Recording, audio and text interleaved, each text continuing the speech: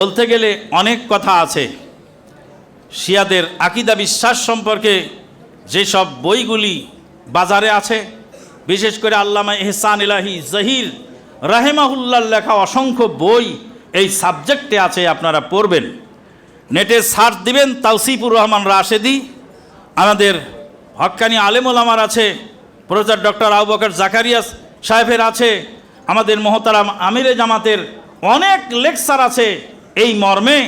এগুলি আপনারা দেখবেন, এগুলি থেকে আপনারা শিয়াদের সম্পর্কে সঠিক ধারণা নেওয়ার চেষ্টা করবেন।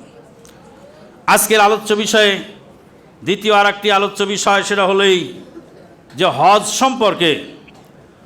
সম্পর্কে বিশদ আলোচনা আছে, যেটা আজকের এই সংক্ষিপ্ত পরিসরে বলা সম্ভব নয়।